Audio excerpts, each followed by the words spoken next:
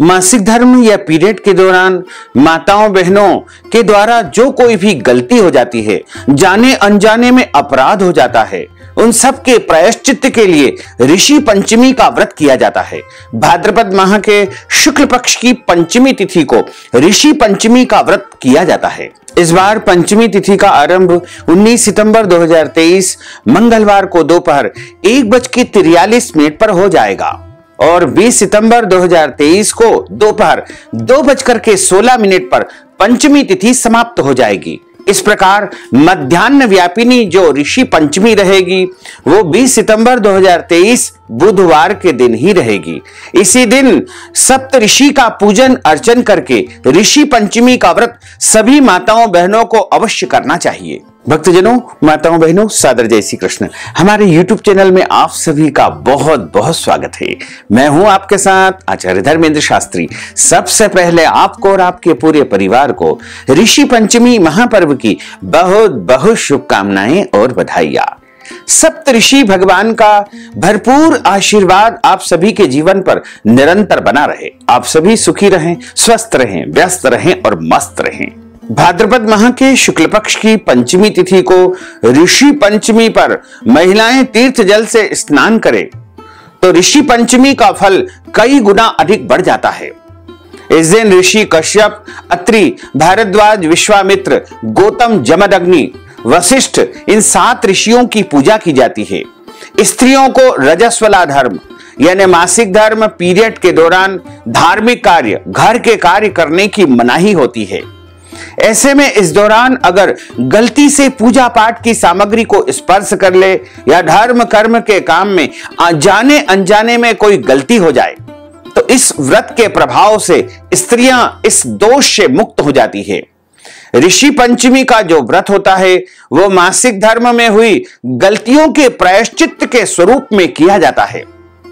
ऋषि पंचमी का व्रत प्रत्येक वर्ग की, प्रत्येक धर्म की महिलाओं को अनिवार्य रूप से करना चाहिए, क्योंकि महिलाओं को जब पीरियड या मासिक धर्म की अवस्था आती है, ऐसे में उनके द्वारा जाने अनजाने में कई प्रकार की गलती हो जाती है।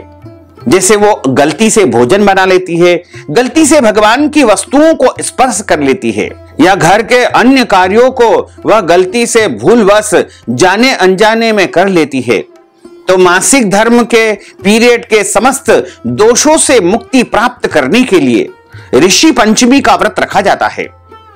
इस बार भाद्रपद माह के शुक्ल पक्ष की ऋषि पंचमी यानी पंचमी तिथि का आरंभ 19 सितंबर 2023 को दोपहर 1:43 पर हो जाएगा और 20 सितंबर 2023 को दोपहर 2:16 पर पंचमी तिथि का समापन होगा।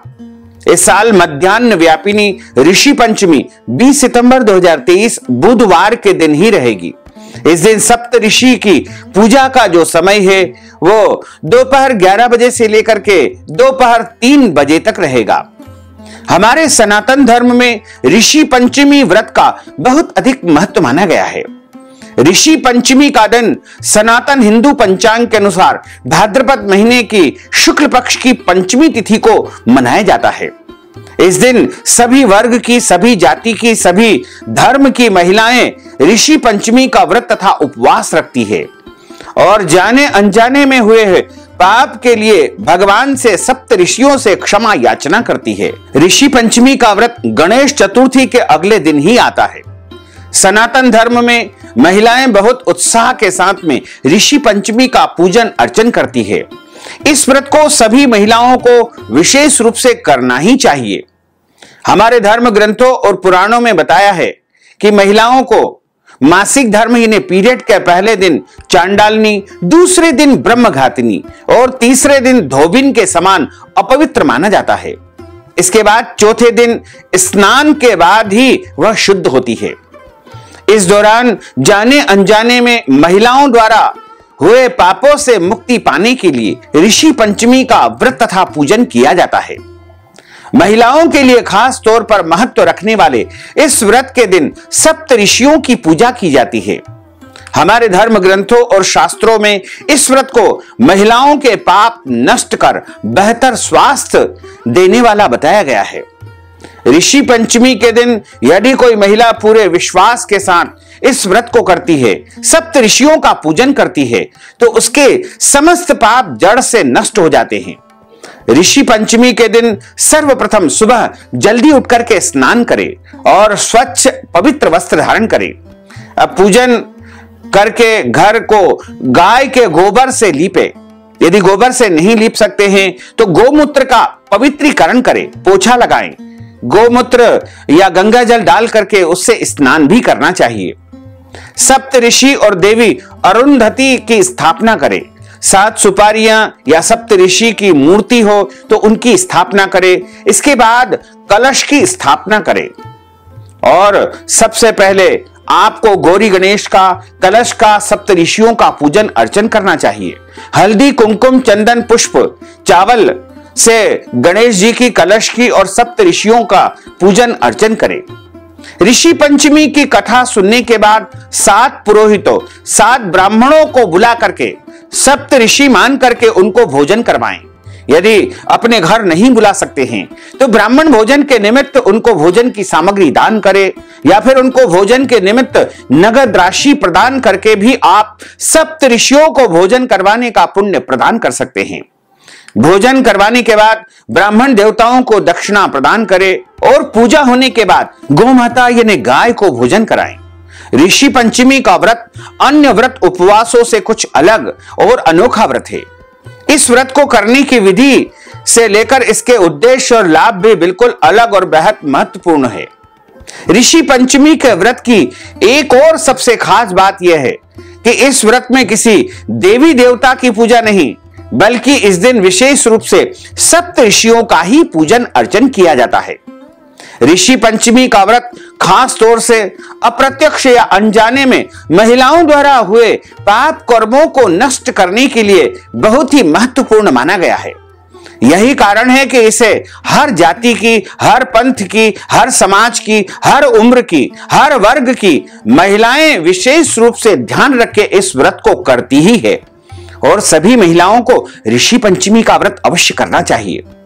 खास तौर से महिलाओं की माहवारी के दौरान अनजाने में हुई धार्मिक गलतियों और उनसे मिलने वाले दोषों से रक्षा करने के लिए यह व्रत बेहद महत्वपूर्ण माना गया है।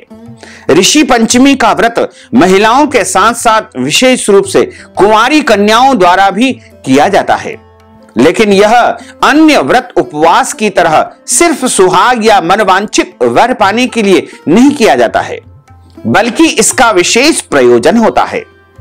इस व्रत में अपामार्ग यानी आदि झाड़ा नामक पौधे का विशेष महत्व होता है। आदि झाड़ा के डंठल तोड़ करके उससे दातुन किए जाते हैं।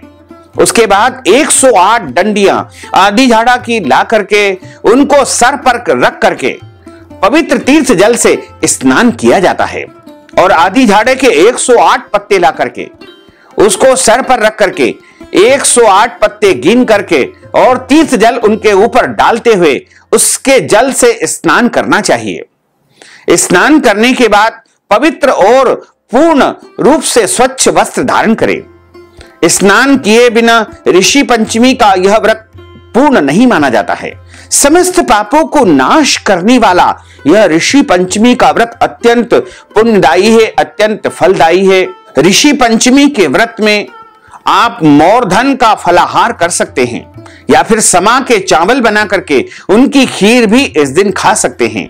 इसके अलावा अन्य जो भी शुद्ध और सात्विक फलाहार है उनका आप उपयोग ऋषि पंचमी के व्रत में कर सकते हैं, लेकिन ध्यान रखें ऋषि पंचमी के दिन आपको लहसुन, प्याज, मांस, मदिरा का उपयोग बिल्कुल नहीं करना चाहिए। मसूर की दाल, कटहल की सब्जी भी इस दिन अपने घर में नहीं खाना चाहिए, नहीं बनाना चाहिए। और ऋषि पंचमी का जो व्रत करता है उनको झूठ नहीं बोलना चाहिए, क्रोध नहीं करना चाहिए। घर में किसी से भी लड़ाई झगड़ा वाद विवाद बिल्कुल नहीं करना चाहिए और खास तौर से इस दिन देवी देवताओं की, शास्त्रों की, पूज्य पुरुषों की, गुरुजनों की, ब्राह्मणों की बुराई अथवा निंदा आपको नहीं करना चाहिए। ऋषि पंचमी के दिन शरीर के कोई भी बाल काटना या कटवाना वर्जित माना जाता है। ऋषि पंचमी के दिन सर धोकर ही स्नान करना चाहिए। बिना सर धोए इस दिन अधूरा स्नान माना जाएगा। और जो आदि झाड़ा आप लाते हैं उसकी 108 डंडियां एक कलावा से बांध करके अपने सर पर रख करके और तीर्थ जल उस पर डाल करके उससे स्नान करना चाहिए। गंगा जल, यमुना जल, गोदावरी जल, नर्मदा जी का जल या कोई भी पवित्र नदी का जल ला करके उस जल से इस दिन स्नान करना विशेष पुण्यदायी माना जाता है। आदि झाड़ा के डंडल और आदि झाड़ा की पत्तियां सर पर रख करके स्नान की जाती है। शुद्ध पवित्र वस्त्र धारण करने के बाद आप सप्त ऋषियों का पूजन करें और पूजन करने के बाद ब्राह्मण देवता के मुख से सप्त ऋषियों का पूजन अर्चन करके और उनको विशेष रूप से वस्त्र चढ़ाएं और माता अरुंधति के निमित्त आपको जो है कोई भी वस्त्र या सौभाग्य की वस्तुएं अर्पण करना चाहिए तथा ब्राह्मण के मुख से ही आपको ऋषि पंचमी व्रत कथा का श्रवण करना चाहिए। यदि आप किसी और के माध्यम से कथा का श्रवण करेंगे तो आपको ऋषि पंचमी व्रत का पूरा पुण्य प्राप्त नहीं हो पाएगा और कथा सुनने के बाद ब्राह्मण देवता को यथाशक्ति दक्षिणा अवश्य प्रदान करें और ऋषि पंचमी के दिन ब्राह्मण भोजन करवाना चाहिए। ऋषि पंचमी की जो व्रत कथा आती है वह हम आपको सुनाने जा रहे हैं। बोलिए सप्तऋषि भगवान की जय, लक्ष्मी नारायण भगवान की जय। गुरुर् ब्रह्मा गुरुर्विष्णु गुरुर्देवो महेश्वरा, गुरुः साक्षात् परब्रह्म तस्मै श्री गुरुवे नमः। श्री अखंड मंडलाकारं व्याप्तं येन चराचरं तत्पदं दर्शितं येन तस्मै श्री गुरुवे नमः। अज्ञानान्तिमिरान्धस्य ज्ञानाञ्जन शलाकया चक्षुरुन्मीलितं येन तस्मै श्री गुरुवे नमः। एक समय राजा शिताश्व धर्म का अर्थ जानने की इच्छा से ब्रह्मा जी के पास गए और उनके चरणों में शीश नवा करके बोले कि हे आदिदेव, आप समस्त धर्मों के प्रवर्तक और गूढ़ धर्मों को जानने वाले हैं। आपके श्रीमुख से धर्म चर्चा श्रवण कर मन को आत्मिक शांति प्राप्त होती है, भगवान के चरण कमलों में प्रीति बढ़ती है। वैसे तो आपने मुझे नाना प्रकार के व्रतों के बारे में उपदेश दिए हैं, अब आपके मुखारविंद से उस श्रेष्ठ व्रत को सुनने की अभिलाषा रखता हूं जिसके करने से प्राणियों के समस्त पापों का नाश हो जाता है। राजा के वचन को सुन करके ब्रह्मा जी ने कहा कि हे श्रेष्ठ, तुम्हारा प्रश्न अति उत्तम और धर्म में प्रीति बढ़ाने वाला है। मैं तुमको समस्त पापों को नष्ट करने वाला सर्वोत्तम व्रत के बारे में बताता हूं। यह व्रत ऋषि पंचमी के नाम से जाना जाता है। इस व्रत को करने वाला प्राणी अपने समस्त पापों को सहज ही जो है छुटकारा प्राप्त कर लेता है, यानी समस्त पापों से वह छूट जाता है। वह उत्तम कथा में तुमको सुनाने जा रहा हूं। जो ऋषि पंचमी का व्रत है उसको सभी महिलाओं को अवश्य करना चाहिए। जो माताएं बहनें मासिक धर्म या पीरियड की अवस्था में आती है उनको ऋषि पंचमी का व्रत अवश्य करना चाहिए। ऋषि पंचमी का व्रत करने से उनके द्वारा जाने अनजाने में कोई भी गलती हो जाती है, गलती से वो घर का सामान छू लेती है, बिस्तरों को छू लेती है, पानी को छू लेती है, पूजन सामग्री को छू लेती है, भोजन की सामग्री को छू लेती है या भोजन बना लेती है या गलती से घर के कोई भी काम को कर लेती है, उन सभी पापों से प्रायश्चित के लिए ऋषि पंचमी का व्रत सभी महिलाओं को अवश्य करना चाहिए। ऋषि पंचमी की जो पौराणिक कथा है उसमें लिखा हुआ है कि विदर्भ देश में उत्तम नामक एक सदाचारी ब्राह्मण निवास करता था। उसकी पत्नी बड़ी पतिव्रता थी जिसका नाम सुशीला था। उस ब्राह्मण के एक पुत्र तथा एक पुत्री, 2 संतान थी। विवाह योग्य होने पर उसने समान कुलशील वर के साथ कन्या का विवाह कर दिया। देवयोग से कुछ दिनों बाद उस कन्या का पति मृत्यु को प्राप्त हो गया और वह कन्या विधवा हो गई। दुखी ब्राह्मण दंपति कन्या सहित गंगा तट पर एक कुटिया बना करके उसमें निवास करने लगे। एक दिन ब्राह्मण कन्या सो रही थी कि उसकी सारे शरीर में कीड़े ही कीड़े पड़ गए। कन्या ने सारी बात अपनी मां को बताई। मां ने पति से सब कहते हुए पूछा कि हे प्राणनाथ, मेरी साध्वी कन्या की यह गति किस कारण से हुई है? आखिर इसने क्या अपराध किया है? उत्तंक ने समाधि द्वारा इस घटना का पता लगा करके बताया कि पूर्व जन्म में भी यह एक ब्राह्मण की कन्या थी। इसने रजस्वला होते हुए यानी मासिक धर्म पीरियड में आते ही सभी घर के बर्तनों को छुआ था, भोजन की सामग्री को स्पर्श किया था। इस जन्म में भी इसने लोगों की देखा देखी ऋषि पंचमी का व्रत नहीं किया, इसलिए इसके शरीर में कीड़े पड़ गए हैं। धर्म शास्त्रों की मान्यता है कि रजस्वला स्त्री पहले दिन चांडालनी होती है, दूसरे दिन ब्रह्मघातिनी होती है तथा तीसरे दिन धोबिन के समान अपवित्र होती है। वह चौथे दिन स्नान करके पवित्र और शुद्ध होती है। यदि यह शुद्ध मन से अब ऋषि पंचमी का व्रत करे तो इसके सारे दुख और संकट समाप्त हो जाएंगे और अगले जन्म में अटल सौभाग्य को प्राप्त करेगी। अपने पिता की आज्ञा से पुत्री ने विधि पूर्वक ऋषि पंचमी का व्रत एवं पूजन किया। व्रत के प्रभाव से वह सारे दुखों से मुक्त हो गई। अगले जन्म में उसे अटल सौभाग्य सहित अक्षय सुखों का जो है भोग उसे प्राप्त हुआ। ऋषि पंचमी सभी वर्ग की स्त्रियों को अवश्य करना चाहिए। इस दिन स्नान आदि करके घर के स्वच्छ स्थान पर कुमकुम रोली आदि से चौकोर मंडल बना करके उस पर सप्त ऋषियों की स्थापना करे। गंध पुष्प धूप दीप नैवेद्य आदि से उनका पूजन करके उनसे प्रार्थना करे। कश्यपोर अत्रि भरद्वाजो विश्वामित्रोत गौतमः जमदग्निर्वसिष्ठश्च सप्तेते ऋषयः स्मृतः दह्यन्तु पापं सर्व गृह्णन्तर्य नमो नमः। इस प्रकार सप्त ऋषियों को अर्घ्य प्रदान करना चाहिए, उनसे प्रार्थना करना चाहिए। इसके पश्चात बिना बोए पृथ्वी में पैदा हुए शाकादिकों का आहार करके ब्रह्मचर्य व्रत का पालन करना चाहिए। इस प्रकार 7 वर्ष करके 8वें वर्ष में सप्त ऋषियों की पीत वर्ण 7 मूर्ति युग्मक ब्राह्मण भोजन करा के उनका विसर्जन करे और इस व्रत का उद्यापन करे। सप्त ऋषियों का पूजन अर्चन करके ब्राह्मण देवता को बुला करके उनके माध्यम से उद्यापन की विधि संपन्न कराएं। ब्राह्मण को वस्त्रदान, अन्नदान, गौदान, स्वर्णदान, किसी किसी स्थानों पर स्त्रियां पंचताड़ी तरण एवं भाई के द्वारा दिए हुए चावल कोए आदि को देकर फिर स्वयं भोजन करती है। ऋषि पंचमी की एक और कथा आती है। उसमें बताया है कि सतयुग में विदर्भ नगरी में स्नेजित नामक एक राजा हुए। वह ऋषियों के समान थे। उन्हीं के राज्य में एक कृषक सुमित्र था।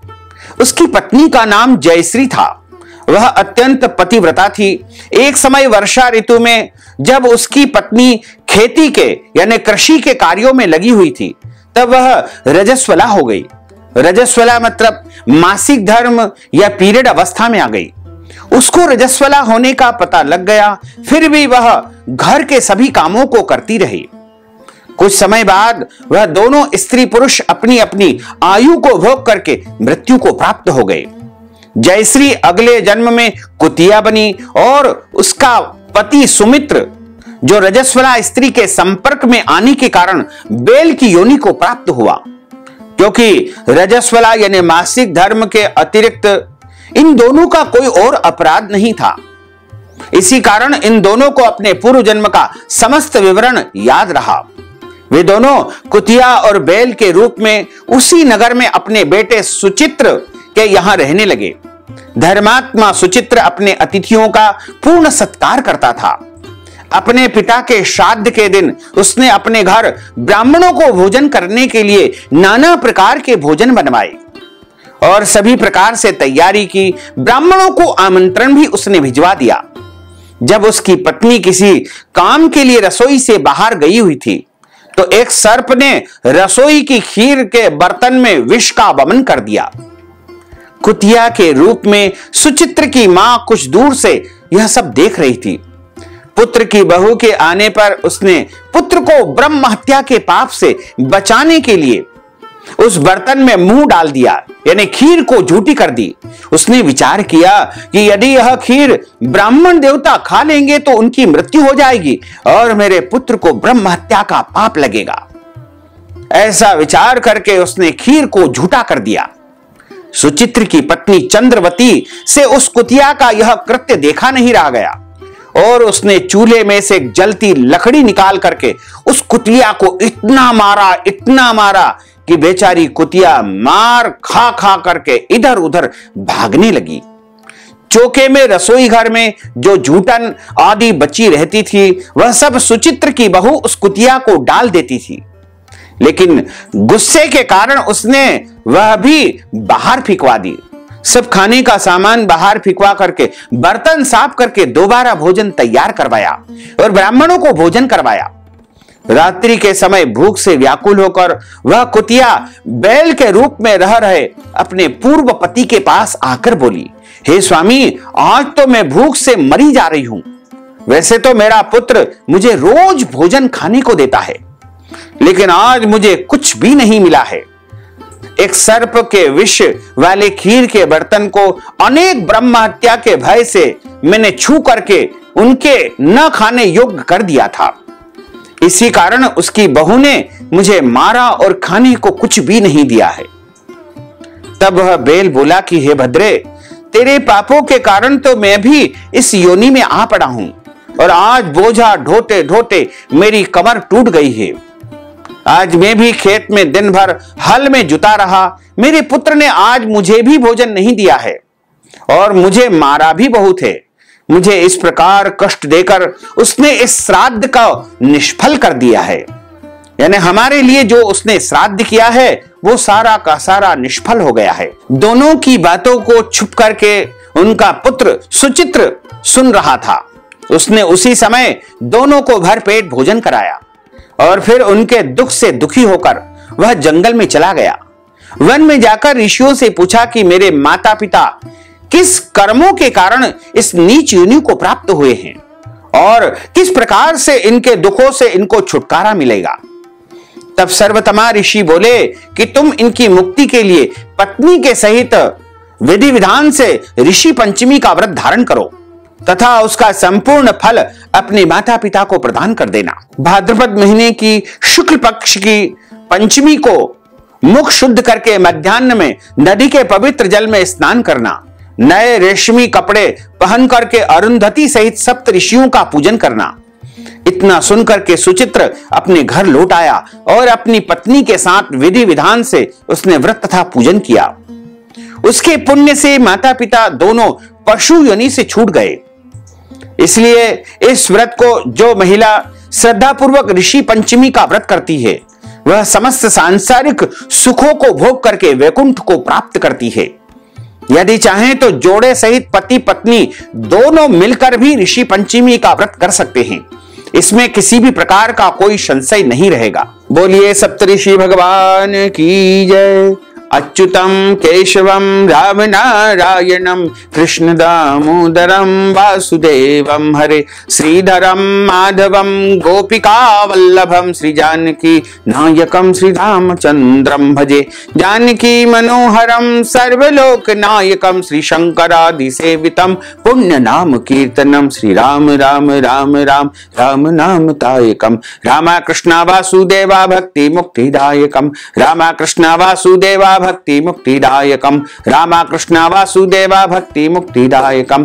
बोलिए सप्तऋषि भगवान की जय। गजानंद गणपति भगवान की जय। लक्ष्मी नारायण भगवान की जय। धर्म की जय हो, अधर्म का नाश हो, प्राणियों में सद्भावना हो, विश्व का कल्याण हो, सनातन धर्म की जय हो, गौ माता की जय हो, नगर बस्ती की जय हो, आज के आनंद की जय हो, कल के आनंद की जय हो, परसों के आनंद की जय हो, बरसों बरसों के आनंद की जय हो। ओम नमः पार्वती पते। हर हर महादेव हर। भक्तजनों, माताओं बहनों, यदि आप ऋषि पंचमी के निमित्त कोई भी दान पुण्य करना चाहते हैं, कथा की दक्षिणा देना चाहते हैं, ब्राह्मणों को भोजन करवाना चाहते हैं, सप्त ऋषियों के निमित्त अन्नदान, वस्त्रदान, गौदान करना चाहते हैं, या फिर ऋषि पंचमी का उद्यापन हमारे माध्यम से संपन्न करवाना चाहते हैं, तो इस हेतु अपना नाम और गोत्र हमारे व्हाट्सएप के माध्यम से भेजें एवं इस हेतु नगद राशि हमारे गूगल पे, फोन पे या पेटीएम नंबर के माध्यम से भेज करके ऋषि पंचमी महापर्व का संपूर्ण पुण्य लाभ आप प्राप्त कर सकते हैं। साथ ही आप सभी से अनुरोध है कि हमारे इस ज्ञानवर्धक वीडियो को अधिक से अधिक लोगों को शेयर करिएगा, लाइक करिएगा, कमेंट करिएगा, और यदि अभी तक आपने सब्सक्राइब नहीं किया है तो अभी और इसी समय सब्सक्राइब कर लीजिए, ताकि इसी प्रकार की ज्ञानवर्धक वीडियो आपको सबसे पहले प्राप्त हो सके। आपको और आपके पूरे परिवार को सादर जय श्री कृष्ण, सादर धन्यवाद।